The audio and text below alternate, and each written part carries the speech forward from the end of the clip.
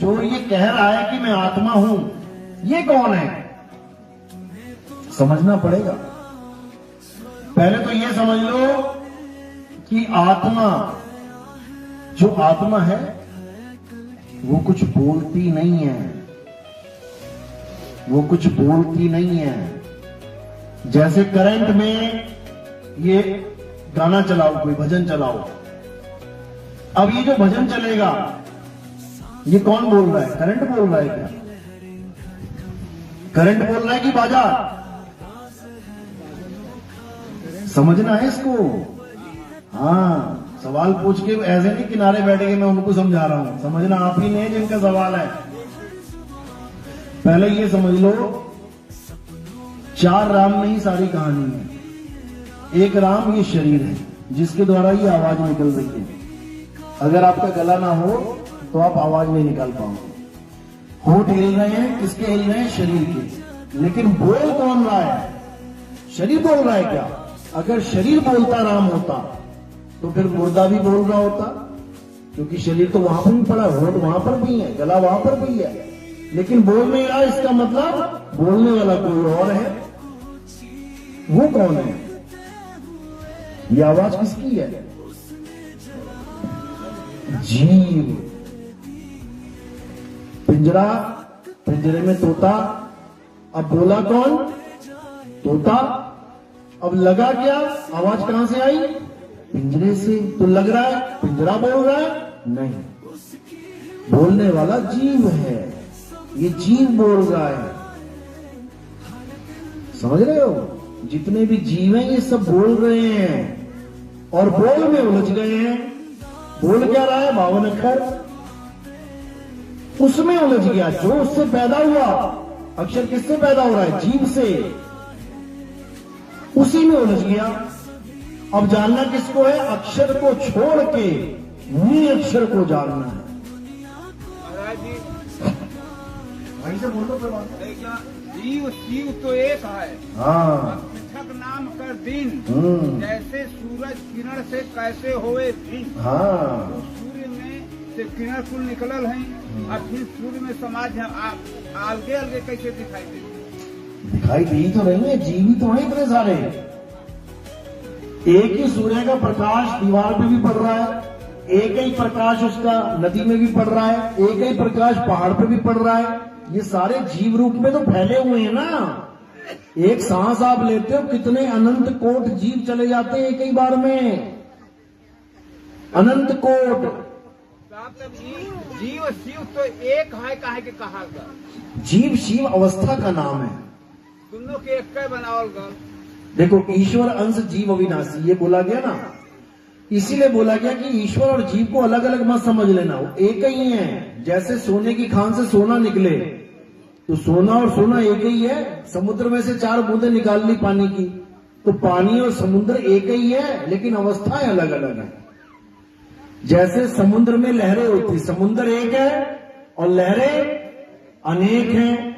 लहरें और समुद्र में कोई फर्क है क्या? लहरें किससे बन रही हैं? पानी की। और समुद्र में क्या है? पानी।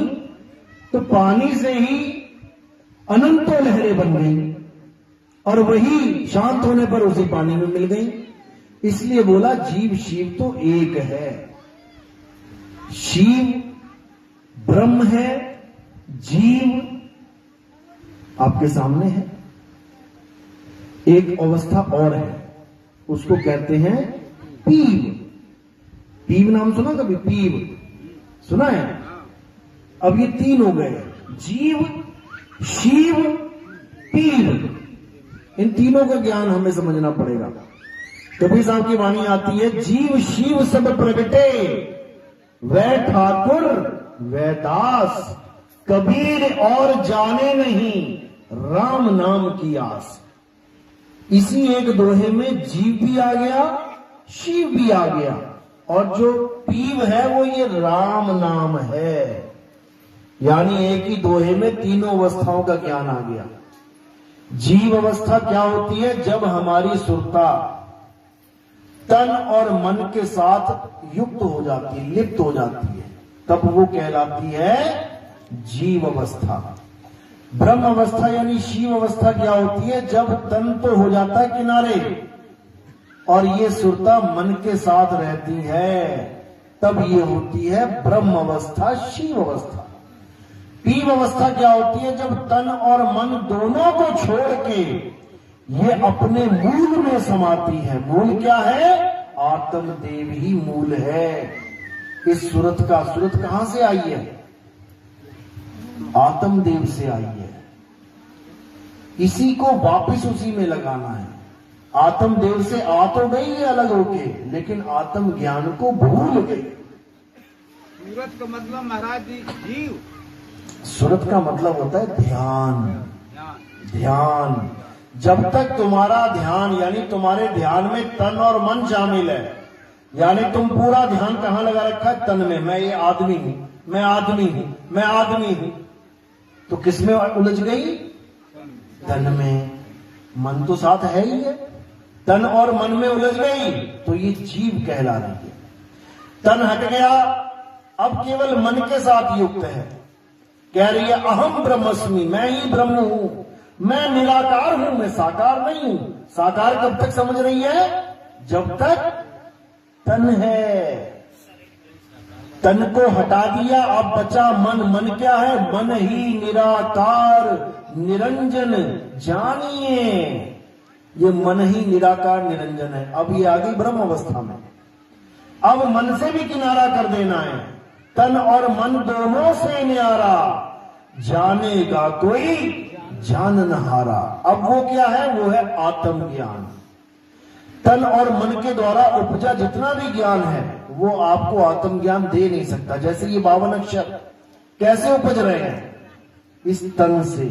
देखो पहला अक्षर क्या निकला? आ, ई, उ, ए, का, खा, गा, टा, ए, बी, सी, डी, अलिफ, बे, ते, पे। सारा अक्षर कहां से आ रहा है? इस तन से। तन से तो पैदा हो रहा है, होठ कंठ जीभ के द्वारा।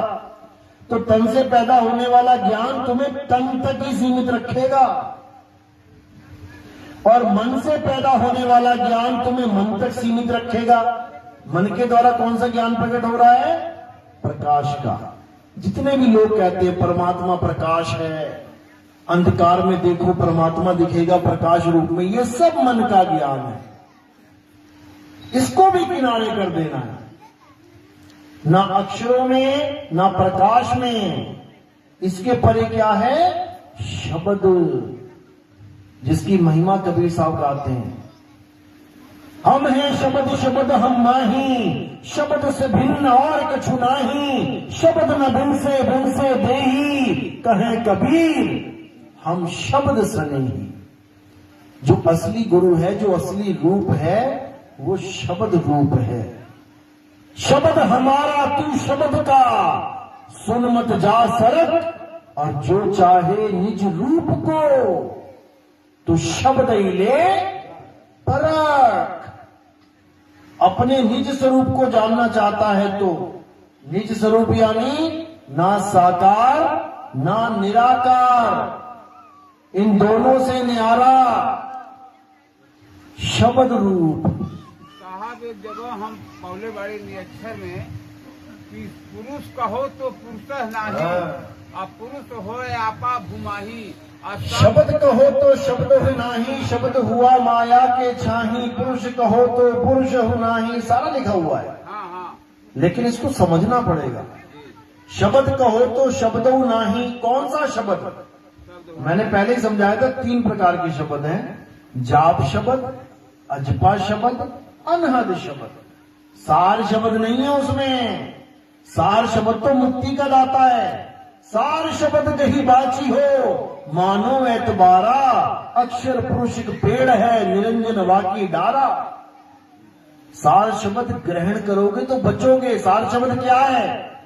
सार शब्द हमारा सत्य स्वरूप है, उसी को जानना है। सार शब्द कोई मंत्र नहीं है कि आ उ ई ए ओ का खा, ये नहीं है सार शब्द। सार शब्द तुम्हारा अपना स्वरूप है। मेरा स्वरूप क्या है? आत्मा का स्वरूप क्या है? जब भेदी गुरु ये बताएगा कि आत्मा का स्वरूप क्या है, कैसे प्राप्त किया जाए, कैसे उसका अनुभव हो, तब समझो कि अब तुम आगे बढ़ोगे, नहीं तो नहीं बढ़ोगे।